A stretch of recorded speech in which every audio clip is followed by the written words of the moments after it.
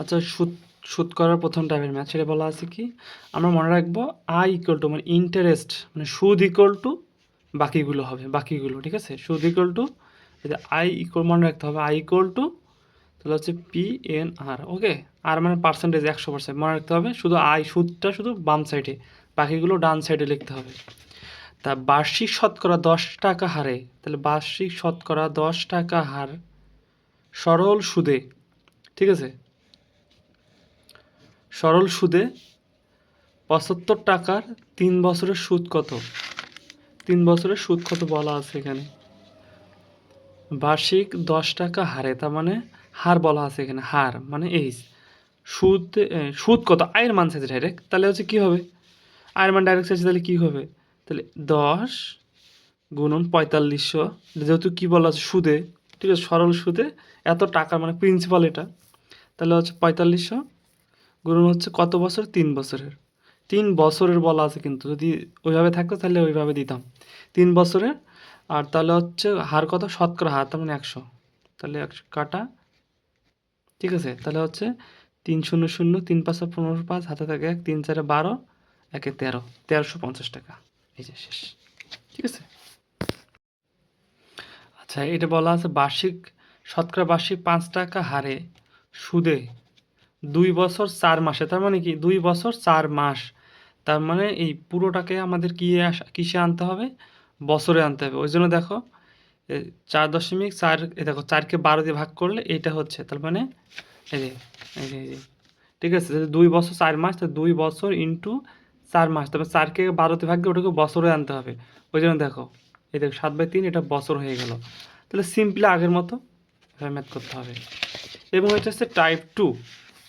Type 2 এ কী বলা আছে, এখানে আমাদের সময় হার থাকবে, সময় এন, আসল হচ্ছে প্রিন্সিপাল পি। তাহলে এত টাকা 4 বছরের সুদ বলছে, আয়ের মান এত দেওয়া আছে, তাহলে সুদের হার কত, তাহলে সুদের হার কত চাইছে, মানে আর এর মান চাইছে, তাহলে আমি কি বললাম, আই ইকুয়াল টু আই মানে সুদ, তাহলে 85 গুণ ওই দিয়ে 100টা যোগ হয়ে যাবে, কারণ ওই দিয়ে পার্সেন্টেজের 100টা, এই জন্য এইভাবে ডাইরেক্ট করব।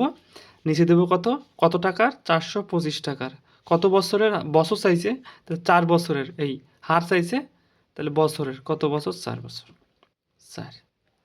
তাহলে এখন যদি আমরা কাটাকাটি করি, তাহলে হচ্ছে 2500 100, ঠিক আছে।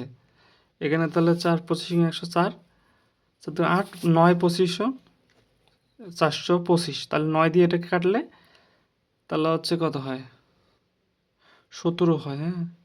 তাহলে এটা কাটাকাটি করলে 17 হয়, এটা কাটাকাটি করবো নিব, সমস্যা নেই, 17 হবে, কাটাকাটি করলে 17 হয়।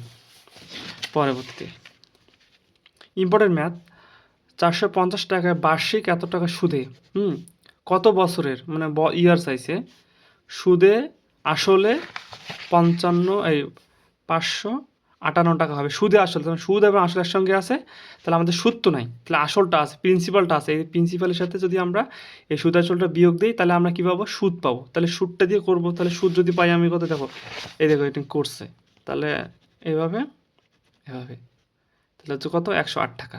ওই সিমিলারলি জাস্ট ক্যালকুলেট কাটাকাটি করতে হবে, এটাই। শতকরা 5 টাকা হারে সুদে 20 বছরের সুদে আসলে সেম। আচ্ছা, কোনো আসল 3 বছরে, ওকে, 3 বছরে 3 বছরে মুনাফা সহ 5500 টাকা হয়, তাহলে মুনাফা এবং আসলের 3/8 হলে মুনাফার হার কত, হার কত, আর এর মান বের করতে বলছে। আসল কত, তাহলে দেখো এটা কোনো কাজে লাগবে না, আসল বলতেছে এখানে 3, দেখো সরি, আসল হচ্ছে 8 আর মুনাফা হচ্ছে 3, তাহলে আমরা সূত্র অনুসারে আমরা লিখতে পারি, কীভাবে লিখতে পারি, যেহেতু কী চাইছে, মুনাফার হার চাইছে, তার মানে সুদ হচ্ছে 3, গুণন হবে 100, সবসময় জানি। সুদ যদি 3 হয়, তাহলে নিচে থাকবে হতো আসল, আসল 8, আর কত বছরে, 3 বছরে, তাহলে 3 3 কাটা, এটা যদি ভাগ করি তাহলে 12.5 হবে অ্যান্সার। আচ্ছা, যদি সুদে আসলে দ্বিগুণ বা 3 গুণ থাকলে তাহলে কী করতে হবে, যত গুণ -1 তা ডিভাইড বাই বছর, পার্সেন্টেজ করবো। তাহলে দেখো বার্ষিক কত হারে কোনো আসল 10 বছরে সুদে আসলে 3 গুণ হবে, তাহলে 3 গুণ যদি বলছে 3 -1 10 বছর, তাহলে হচ্ছে 1/5 গুণে 100 করতে হবে, তাহলে হচ্ছে কত 20 বছর, তাহলে 20%। ঠিক আছে, তাহলে কী হবে শতকরা কত হার, তাহলে 20%, 20 হার, 20 টাকা হারে, এটাই অ্যান্সার।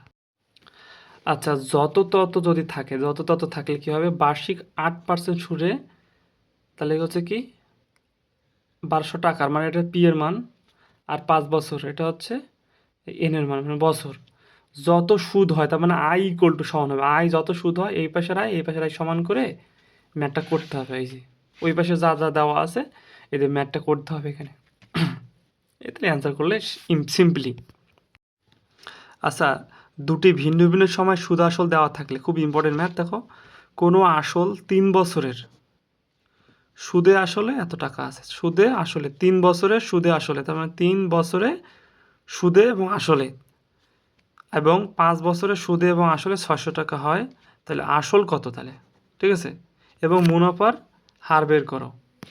তো দেখো আসল আর সুদ এটাই তো হচ্ছে 400 টাকা, তাই না? সুদ আসল মানে কি, আসল আর সুদ মিলেই তো সুদ আসল হয়, তাহলে সুদ আর সুদ 4000, আর 3 বছরের 3 বছরের, আবার এটা করলে আবার ওইটারটা, তাহলে যোগ করলে, তাহলে আমরা কী করি, বিয়োগ করি, বিয়োগ করলে এটা থাকতেছে, এটা হচ্ছে 2 বছরের সুদ 200 টাকা, তাহলে 1 বছরের সুদ, তাহলে 2 বছরের সুদ 200 টাকা হয়, 1 বছর সুদ এত, 3 বছর সুদ, কারণ কি 3 বছর সুদ বের করতে হবে, তাহলে এখানে তো মানটা দেওয়া নেই, 3 বছর সুদটা আছে, এই 3 বছর সুদটার মান পাইলে 300, এর মানটা এখানে বসাইলে আসল পাবো, আর আসল যদি পাই এটা পেয়ে গেলাম, আর মুনাফার হার বের করবো কীভাবে, ওই সূত্র অনুসারে, আসল পাইলাম মুনাফার হারটা সূত্র অনুসারে বের করব, শেষ। এই যে 100 টাকা আসল, ইজি। আচ্ছা, যদি একত্রে মুনাফার মোট মুনাফা যদি দেওয়া থাকে, তাহলে একত্রে যদি থাকে যোগ দিয়ে থাকে, এই যে যোগটা এইভাবে যদি ম্যাথটা হয়, সেক্ষেত্রে কী হবে, একই হার আর এর মানটা সেম দুই পাশে যোগ করার সময়, 300 টাকা 4 বছরের সুদ এবং 500 টাকায় 5 বছরের সুদ একত্রে 2 টাকা হলে সুদের হার কত, সুদের হার কত, ঠিক আছে। তাহলে দেখো এত, এবার এত ইকুয়াল টু এত, তাহলে হচ্ছে পিএনআর সূত্র বসালাম ইকুয়াল টু এত, আর বের করলাম কাটাকাটি করে, 12 আর 25 আর ইকুয়াল টু এত হলো, আর কমন দিলে আর এর মান পাইলাম, এই আর মানে কি হার, এটাই অ্যান্সার। আচ্ছা, এই ম্যাথটা একটু ইম্পর্টেন্ট, যেটা হচ্ছে কি মুনাফার হার হ্রাস এবং বৃদ্ধি। ওকে, তাহলে বার্ষিক সুদের হার 5% থেকে হ্রাস পেয়ে যদি এত পার্সেন্ট হওয়ায় ব্যক্তির এত টাকা আয় কমে গেল, তাহলে তার মূলধন কত, ঠিক আছে। এটা মেন ডাইরেক্টলি কথা, দেখো তাহলে কত কমে গেল, 5 থেকে তার কমে গেছিলো কত, এত কীভাবে পাইলাম, এটাকে ভাঙলাম, এই যে এটাকে ভাঙলে হচ্ছে কি হয়, ওটা আসছে, তাহলে এত টাকা এত কমলো কত, তাহলে বিয়োগ করলে এত থাকতেছে, তার মানে কি এটা আলাদা, এত থেকে কমলো হচ্ছে 40 টাকা কমে, এই যে বলছে 40 টাকা কমে যায়, একে কত 100 কত, 100 করা মানে এত, এটাই হচ্ছে তার কি মূলধন, ইম্পর্টেন্ট। আচ্ছা, এটা এখন চক্রবৃদ্ধি মুনাফা। চক্রবৃদ্ধি মুনাফার সূত্র হচ্ছে কি, চক্রবৃদ্ধি মুনাফা পি গুণন 1 প্লাস আর ডিভাইড বা উপরে হচ্ছে পাওয়ার এন, এটা এন, ঠিক আছে।